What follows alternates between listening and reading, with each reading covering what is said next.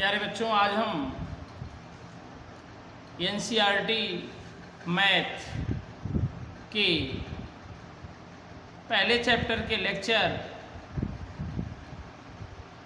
3 में हम वास्तविक संख्याओं चैप्टर का अध्ययन कर रहे हैं। वास्तविक संख्याएं,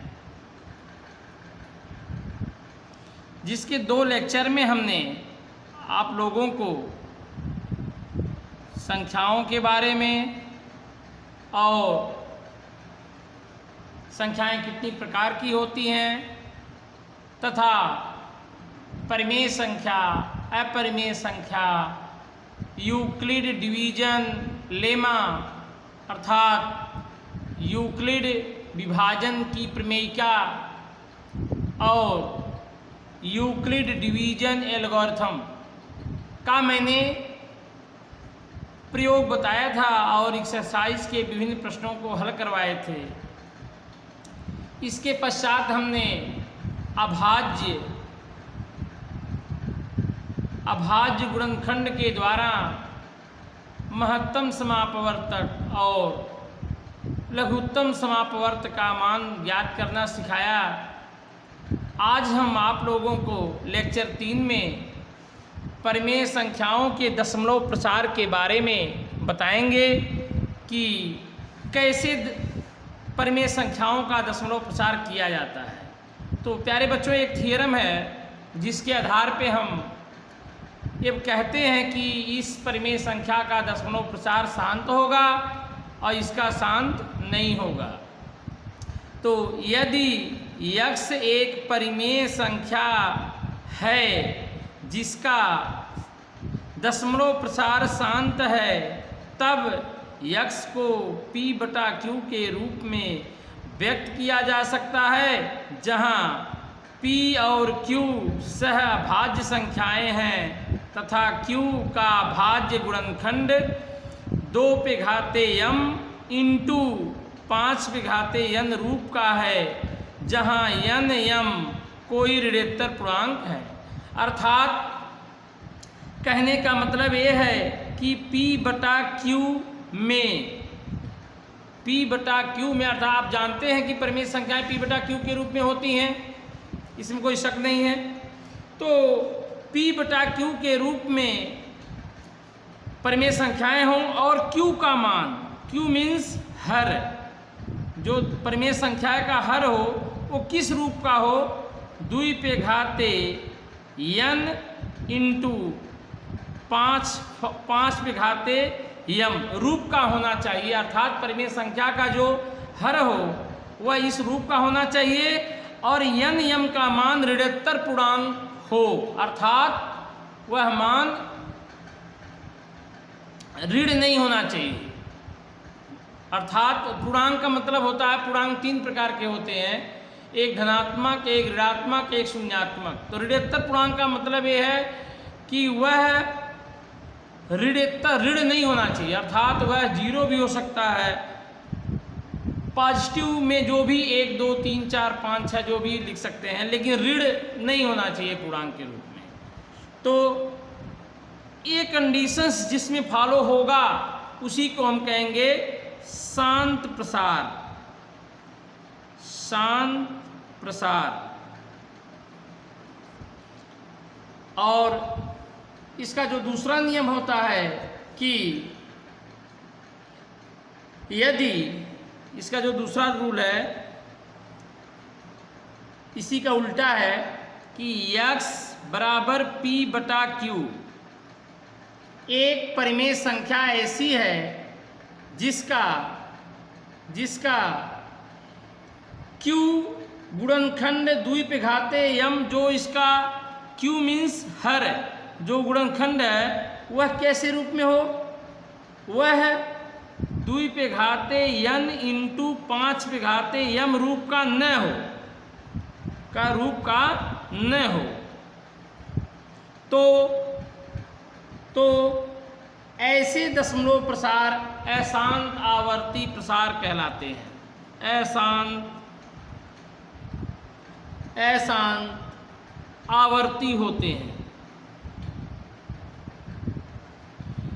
कहने का मतलब ये है कि जिस परिमेय संख्या का हर 2 पे घाते n इंटू 5 पे घाते n रूप का होगा उसका प्रसार शांत होगा, और जिसका हर अर्थात q इस रूप का नहीं होगा वह अशांत होगा।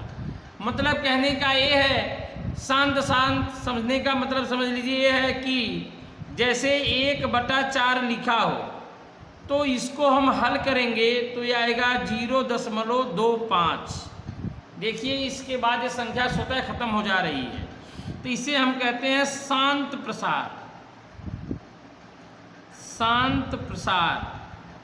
परंतु यदि लिखा हो कि 1/3 इसको हल करेंगे 0.333 रिपीट कई बार होगा, ये जो दिया है ये आपका होगा अशांत प्रसार,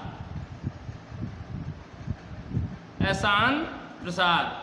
तो मुझे उम्मीद है कि ये कॉन्सेप्ट आपको समझ में आया होगा कि वे प्रसार जो या वे परिमेय संख्याएं जो p/q के रूप में लिखी हो तथा q का मान 2 पे घाते n इंटू 5 पे घाते n रूप का हो तो वह प्रसार शांत प्रसार होता है, और जिसका हर अर्थात q इस रूप का न हो अर्थात 2 पे घाते m और 5 पे घाते n रूप का न हो तो वे प्रसार अशांत प्रसार कहलाते हैं। प्यारे बच्चों, ये जो दोनों रूल्स हैं ये आप याद कर लीजिएगा।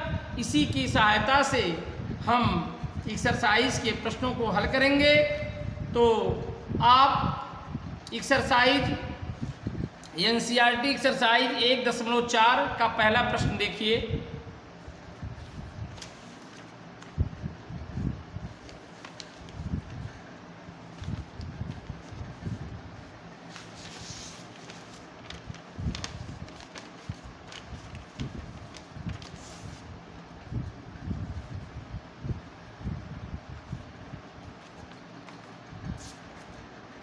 NCERT एक्सरसाइज 1.4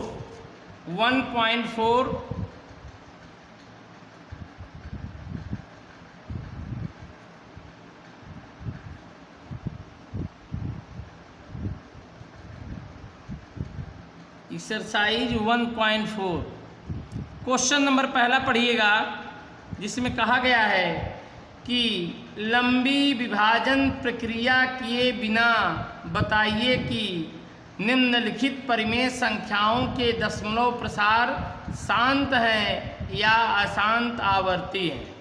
तो प्यारे बच्चों, इसमें 10 क्वेश्चन दिया गया है, जिसमें हम क्रमानुसार कुछ क्वेश्चंस को बता देते हैं और कुछ क्वेश्चंस आप हल करिएगा। जिसमें पहला क्वेश्चन है कि 13/3125 ये दिया है।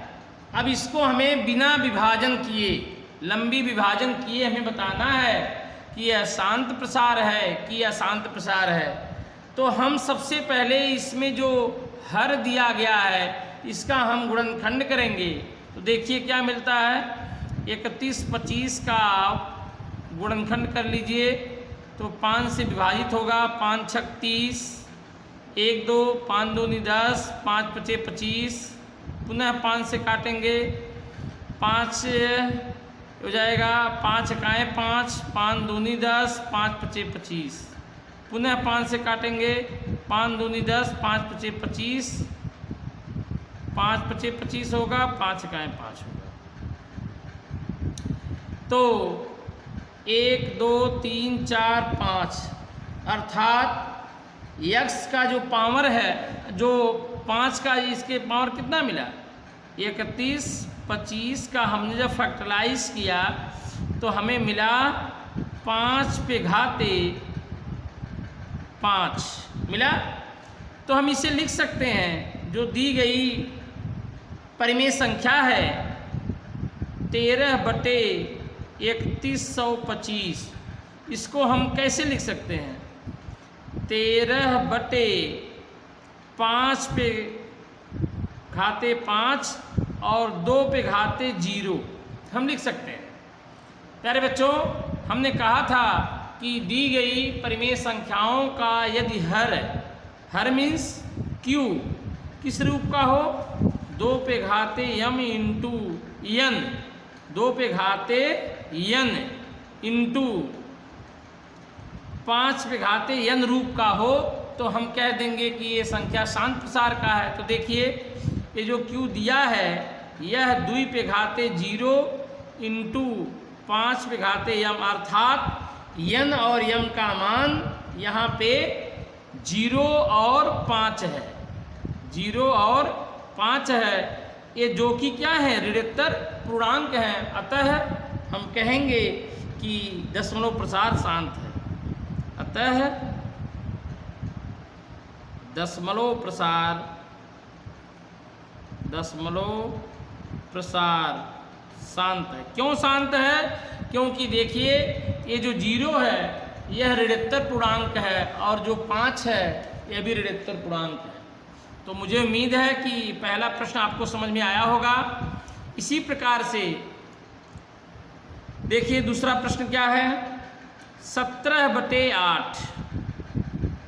17/8। अब देखिए कैसे हल होगा।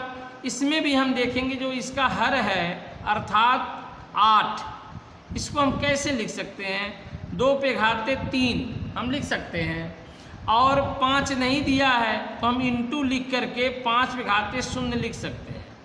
अब यहाँ हम कह सकते हैं कि दी गई परिमेय संख्या का हर लिखेंगे Q क्या है, 2 पे घाते 3 इंटू 5 पे घाते 0 रूप का है, रूप का है।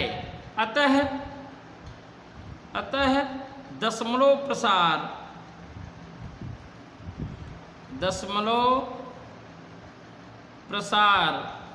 शांत है, दशमलव प्रसार शांत है। तो देखिए समझ में आया। इसी प्रकार से प्यारे बच्चों एक्सरसाइज में और भी प्रश्न दिए गए हैं। जैसे एक्सरसाइज का 7वां प्रश्न देखिए, 7वां प्रश्न देखें। देखिए दिया है कि 129 बटे 2 पे घाते 2 इंटू 5 पे घाते 7 इंटू 7 पे घाते 5 दिया है, और इसमें पूछा है कि यह प्रसार शांत है कि यह शांत है। तो देखिए हम यहाँ लिखेंगे कि दी गई परिमेय संख्या का हर Q क्या है, 2 पे घाते 2 इंटू 5 पे घाते 7 इंटू 7 पे घाते 5 रूप का है।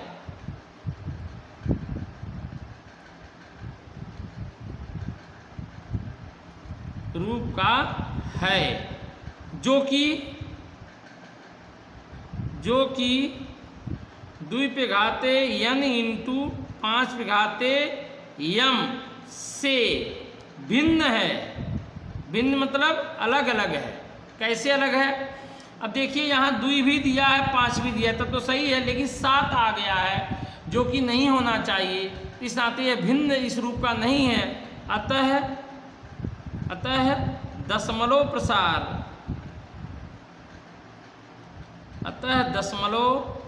प्रसार अशांत है। कैसा है? अशांत है।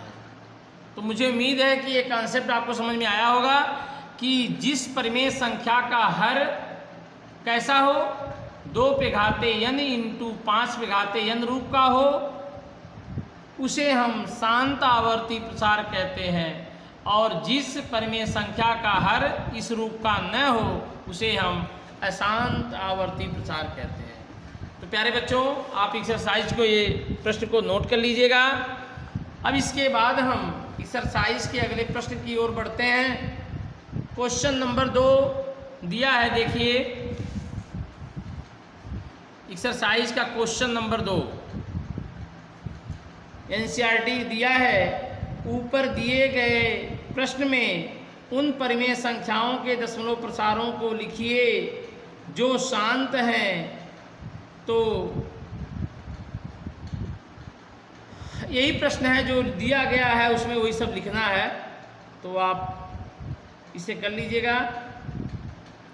इसके बाद तीसरा प्रश्न है, कुछ वास्तविक संख्याओं के दशमलव प्रसार नीचे दर्शाए गए हैं, प्रत्येक स्थिति के लिए निर्धारित कीजिए कि यह संख्या परिमेय संख्या है या नहीं। यदि परिमेय है और P/Q रूप का है तो Q के अभाज्य गुणनखंडों के बारे में आप क्या कह सकते हैं। तो जो तीसरे का पहला प्रश्न है, तीसरे का पहला प्रश्न क्या कह रहा है, 43.1 2 3 4 5 6 7 8 9 यह शांत प्रसार है। क्यों शांत प्रसार है? क्योंकि यह एक परिमेय संख्या के रूप में प्रदर्शित हो रहा है।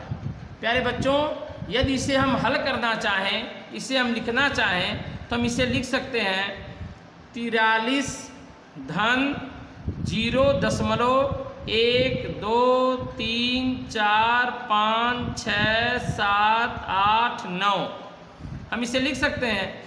और इस दशमलव को यदि हम हटाना चाहें तो हम ऐसे लिख सकते हैं कि 1 2 3 4 5 6 7 8 9 बटे,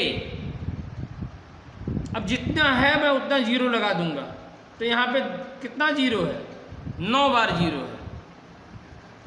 तो हम 1 2 3 4 5 6 7 8 9 हम इतना बार जीरो इसे लिख सकते हैं। और अब आपको पता ही है कि 43 को आप क्या लिख सकते हैं, 43 तो एक पूर्णांक है, इसमें तो कुछ कहना नहीं है, ये तो है ही। लेकिन इसमें है समस्या कि इसको हम क्या लिख सकते हैं। तो प्यारे बच्चों, इसको हम लिख सकते हैं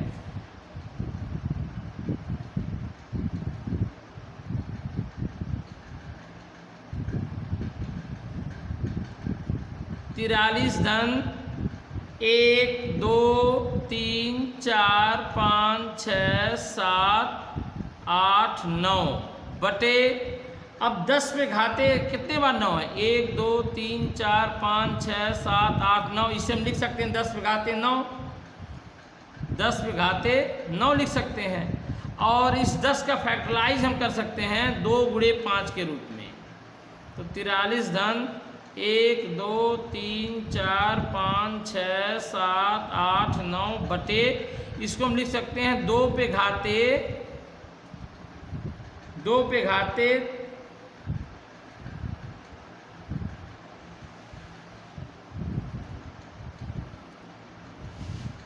2 गुणे 5 पे पावर 9 लिख सकते हैं। अब इसको हम अलग अलग भी कर सकते हैं, इसको हम अलग अलग भी लिख सकते हैं। ये हो गया 43 धन 1 2 3 4 5 6 7 8 9 बटे 2 पे घाते 9 इंटू 5 पे घाते 9। अब देखिए, अब यह 2 पे घाते n और 5 पे घाते n रूप का है कि नहीं है, तो लिखेंगे चूंकि हर अर्थात Q किस रूप का है, 2 पे घाते n इंटू 5 पे घाते n रूप का है,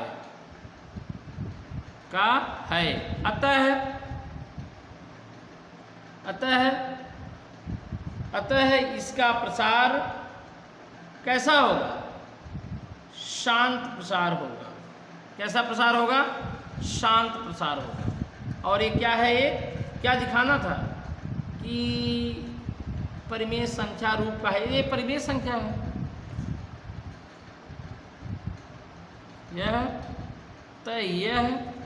परिमेय संख्या है। दूसरा प्रश्न देखिए,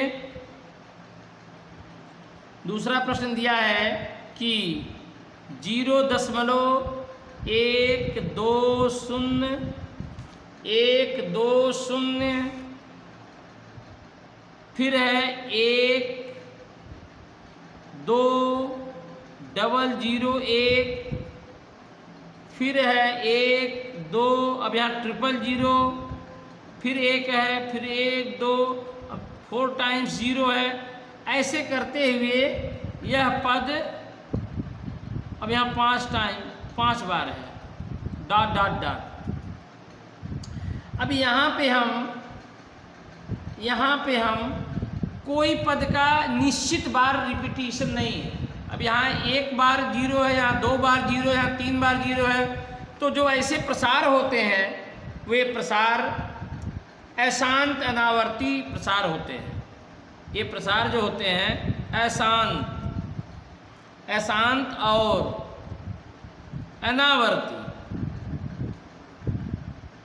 अनावर्ती दशमलव है, अर्थात जिसमें निश्चितता नहीं होती है, किसी पद के दोहराव की जो निश्चितता होती है वो नहीं होती है। तो ये जो क्या है, एक अपरिमेय संख्या है। यह एक अपरिमेय संख्या है।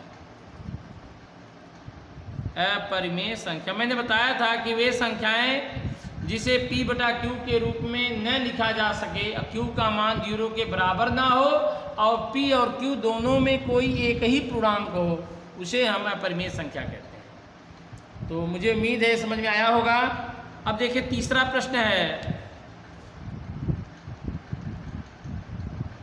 तीसरा प्रश्न है कि 43.1 2 3 4 5 6 7 8 9 कुल के ऊपर बार है। क्या यह है परिमेय है कि अपरिमेय है? प्यारे बच्चों, जब आप इसको हल करोगे तो इसको आप क्या लिख सकते हो? इसको आप लिख सकते हो 43 धन क्या लिख सकते हैं आप?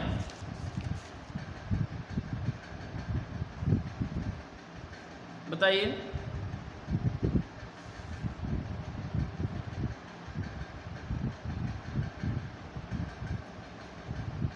जीरो 1 2 3 4 5 6 7 8 9 बटे जितने बार जितने टाइम्स ये संख्याएं होती हैं जिनके ऊपर बार लगे होते हैं, उतने टाइम्स हम 0 दशमलव नहीं रहेगा, उतने टाइम्स हम 9 लिखते हैं। अब 9 संख्या कुल है तो 9 बार लिखेंगे। 1 2 3 4 5 6 7 8 9। हम जब आपको आवर्तिता बताएंगे तो उसमें रूल आपको बताएंगे कि कैसे किसी आवर्ती पद का या आवर्ती अंक का हम मान निकालते हैं, उसको हम बताएंगे आगे। तो अभी आप जान लीजिए कि अगर लिखा हो 0 p पे बार लिखा हो तो इससे हम लिख सकते हैं p बटा 9। अगर ऐसा लिखा हो कि 0 pq पे बार, तो यहाँ हम लिख सकते हैं pq और 2 संख्या है दशमलव के बाद तो 2 9 लगा देते हैं। तो इसी प्रकार से हम इसको ऐसे लिख सकते हैं। क्या लिख सकते हैं? देखिए, इसको हम लिख सकते हैं कि 43 धन 1 2 3 4 5 6 7 8 9 बटे 9 बार। अब प्यारे बच्चों, जो यहाँ पे हर दिया गया है यह 2 पे घाते n और 5 पे घाते m रूप का नहीं है। इस नाते यह जो प्रसार है यह अशांत आवर्ती प्रसार है। इस नाते इसे हम अशांत आवर्ती प्रसार है, लेकिन ये परिमेय संख्या है। क्या है ये? परिमेय संख्या। कैसे परिमेय संख्या है? अगर डाउट आपको होता है कि ये कैसे परिमेय संख्या है, तो प्यारे बच्चों 43/1 यह भी एक परिमेय संख्या है और ये जो संख्या लिखी गई है 1 2 3 4 5 6 7 8 9 बटे 9 टाइम्स 9 9, ये देखिए P बटा Q के रूप में है। इस नाते ये क्या है, परिमेय संख्या है। तो मुझे उम्मीद है कि ये तीसरा क्वेश्चन आपको समझ में आया होगा। अब इसके बाद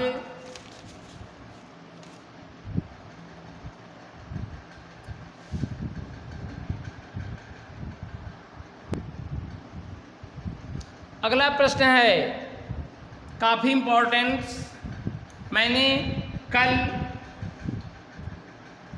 कुछ संख्याओं को बताया था पिछले लेक्चर में कि सिद्ध कीजिए कि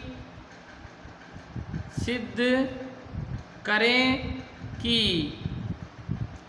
करड़ी में 5 एक अपरिमेय संख्या है, अपरिमेय संख्या है। तो मैंने आपको समझाया था कि इसे किस नियम से सॉल्व करते हैं, विरोधाभास का नियम होता है, कंट्राडिक्शन लॉ। कंट्राडिक्शन लॉ की सहायता से इसे हम सिद्ध करते हैं कि करड़ी में 5 एक क्या है, अपरिमेय संख्या है। तो हम सबसे पहले मान लेते हैं कि करड़ी में 5 जो है यह परिमेय संख्या है, और इसे हल करते हैं। अंत में यह दर्शा देते हैं कि जो ये माने थे कि परिमेय संख्या है करड़ी 5, वह गलत है।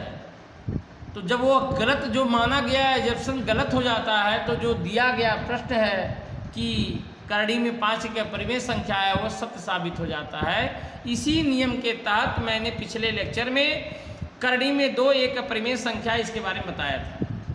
तो चलिए आज फिर पुनः एक प्रश्न उठाते हैं, यही प्रश्न कि सिद्ध करें कि करड़ी में 5 एक अपरिमेय संख्या है। तो चलिए मान लेते हैं, माना करड़ी में 5 एक परिमेय संख्या है, एक परिमेय संख्या है।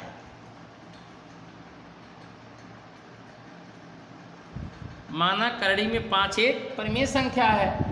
जब आपने परिमेय संख्या इसे मान ही लिया है, तो इसे आप उस रूप में लिख दीजिए, करड़ी में 5 बराबर P बटा Q, और इसे आप समीकरण 1 मान लीजिए, और इसकी जो डिफिनीशन होती है उसको आप लिख दीजिए कि P और Q सहअभाज्य हैं।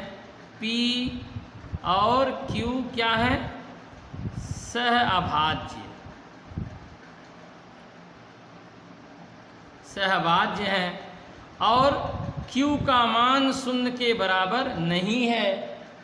ये भी आप जब परिभाषा होती, सहभाज्य संख्या क्या होती है, दो संख्याओं सहभाज्य तब होती हैं जब उनका उभयनिष्ठ गुणनखंड केवल 1 हो, अर्थात दोनों का HCF केवल 1 हो।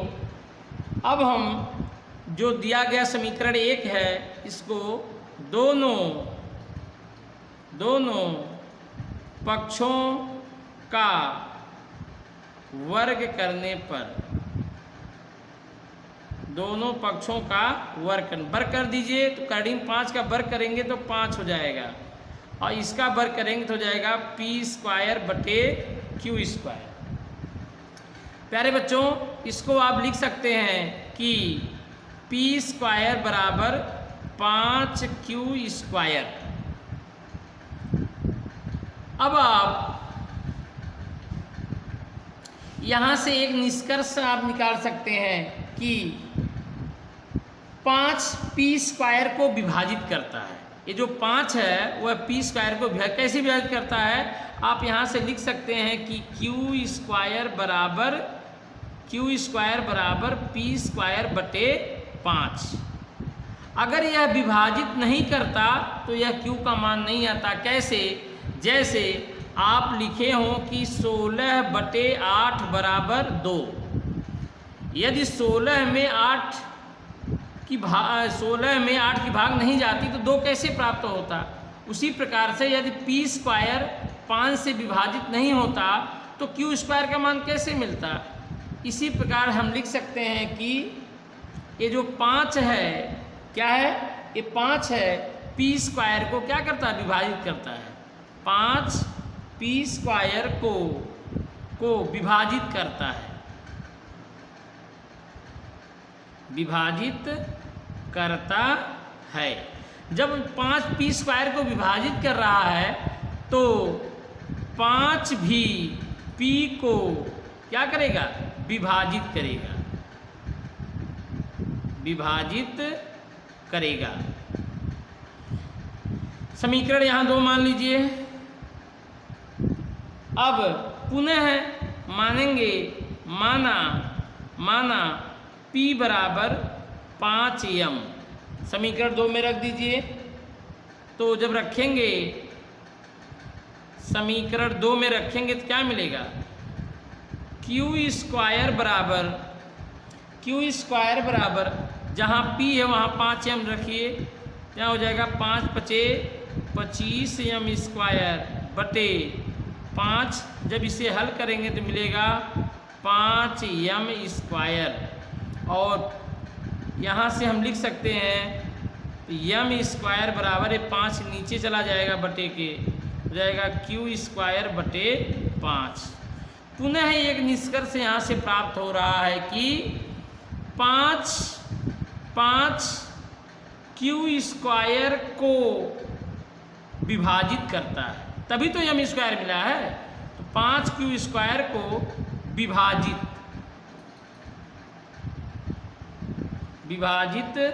करता है, अतः 5 भी क्यू को विभाजित करेगा, विभाजित करेगा। जब अब देखिए ध्यान से कि जब 5 पी को भी विभाजित कर रहा है, 5 क्यू को विभाजित कर रहा है, तो हम यहाँ कह सकते हैं कि पी और क्यू का उभयनिष्ठ गुणनखंड क्या है, 5 है, और जो कि है क्या, पी क्यू से अभाज्य संख्या है, इसका गुणनखंड 1 होना चाहिए। तो हम नीचे कह सकते हैं कि 5 अतः 5 पी और क्यू का उभयनिष्ठ गुणनखंड है, का उभयनिष्ठ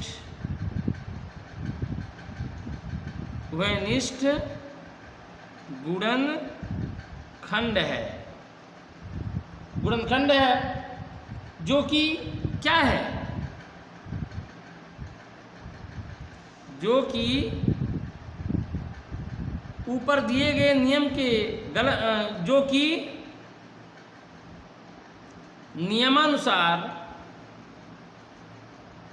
नियमानुसार गलत है। क्यों गलत है? क्योंकि ऊपर आपने कहा है कि पी क्यू क्या है, सहभाज्य संख्याएं हैं। अतः करड़ी में 5 एक अपरिमेय संख्या है, अतः करड़ी में 5 एक अपरिमेय संख्या है, अपरिमेय संख्या है। Hence proof. प्यारे बच्चों, इसमें कुछ नहीं है, विरोधाभास का नियम है। अगर आपको समझ में आया तो ये जान लीजिए पूरा ये यूपी बोर्ड में निश्चित है कि एक प्रश्न इसके आधार पे पूछे जाते हैं और आप इसी को कर सकते हैं। अब इसके बाद एक्सरसाइज का कुछ क्वेश्चंस अलग टाइप के आते हैं, जैसे जो दूसरा प्रश्न है एक्सरसाइज का देखिएगा, प्रश्नावली 1.3 का। इसमें कहा है कि सिद्ध कीजिए कि 3 धन 2 करड़ी में 5 अपरिमेय संख्या है। तो हम इसी आधार पे उसको भी हल कर सकते हैं। तो लगाया जाए एक्सरसाइज 1.3 का दूसरा प्रश्न।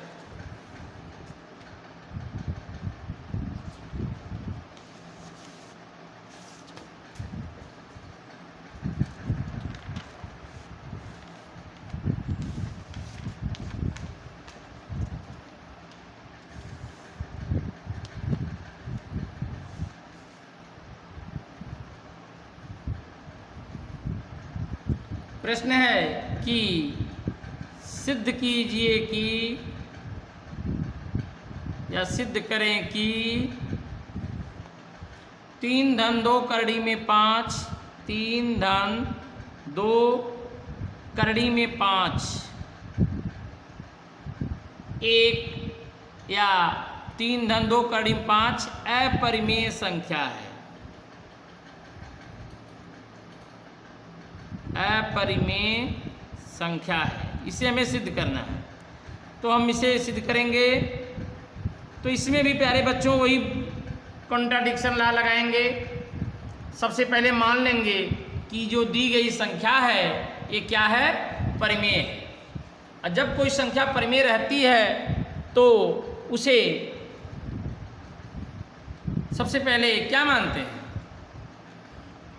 मानते हैं कि माना 3 धन 2 करड़ी में 5 परिमेय संख्या है। परिमेय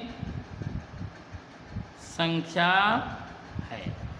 जब आपने परिमेय संख्या इसे माने हैं तो इसे हम P बटा Q के रूप में लिख सकते हैं। अर्थात 3 धन 2 करड़ी में 5 बराबर हम लिख सकते हैं P बटा Q। तो जब P बटा Q हमने लिखा यहाँ पे, तो इसे समीकरण 1 भी मान सकते हैं। तो यहाँ पे एक परिमेय संख्या की परिभाषा के अनुसार हम कह सकते हैं कि P और Q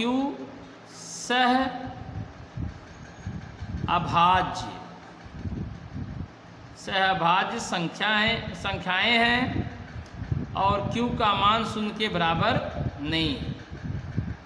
अब यहाँ पे हम पक्षांतर करेंगे, जो 3 है इसे पक्षांतर कर देंगे तो हो जाएगा 2 करड़ी में 5 बराबर P बटा Q माइनस 3। दोनों पक्षों में 2 से भाग दे देंगे तो यहाँ मिलेगा करड़ी में 5 बराबर P बटा 2Q माइनस 3 बटा 2।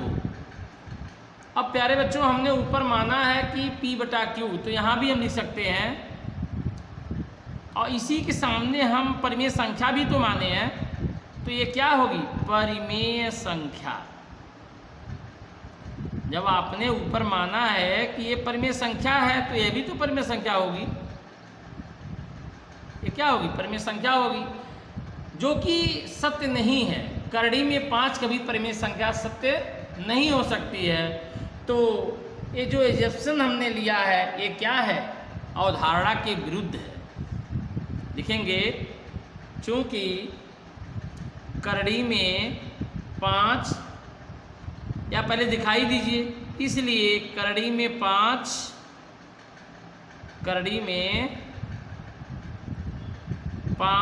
1 क्या है, परिमेय संख्या। परिमेय संख्या जो कि अवधारणा के विरुद्ध है। अवधारणा एजप्शन जो होता है, अवधारणा के विरुद्ध, जो कि अवधारणा के विरुद्ध है। अतः 3 धन 2 करड़ी में 5 क्या होगी, एक परिमेय संख्या होगी। परिमेय संख्या होगी। तो प्यारे बच्चों इसमें कुछ करना नहीं रहता, इसमें माना जाता है। इसके पक्षांतर करके दिखा देते हैं कि जो हमने माना था वो गलत है, तो सत्य क्या है, जो प्रश्न दिया गया है। ये भी काफ़ी इंपॉर्टेंट प्रश्न है। इसके बाद एक्सरसाइज का जो तीसरा क्वेश्चन है, सिद्ध कीजिए कि निम्नलिखित संख्याएं परिमेय हैं। 6 धन करड़ी में 2, उसको भी आप कर सकते हो। एक दिया है 1 बटा करड़ी में 2, तो उसको हम बता दे रहे हैं। अगला जो प्रश्न है कि सिद्ध करें कि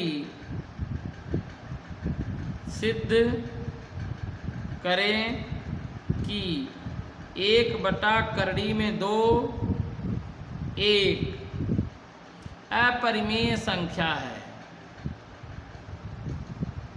अपरिमेय संख्या है। तो इसमें भी सबसे पहले हम मानेंगे कि माना 1/2 में 2 एक परिमेय संख्या है, अर्थात 1/2 में 2 बराबर हम p/q लिख सकते हैं। तो अब हम अंश व हर में कर्णीय 2 से गुणा करेंगे तो मिल जाएगा कर्णीय में 2/2 बराबर p/q, या कर्णीय में 2 बराबर 2p/q। और यही क्या है? परिमेय संख्या है। यहां से निष्कर्ष क्या प्राप्त हो रहा है कि कर्णीय 2 क्या है? परिमेय संख्या है, जो कि गलत है। इसलिए कर्णीय में 2 एक परिमेय संख्या है, परिमेय संख्या है, जो कि अवधारणा के विरुद्ध है, जो कि अवधारणा के विरुद्ध है। अतः 1/कर्णीय में 2 एक अपरिमेय संख्या है। तो प्यारे बच्चों, इसे नोट कर लीजिएगा, काफ़ी इंपॉर्टेंट बिंदु है।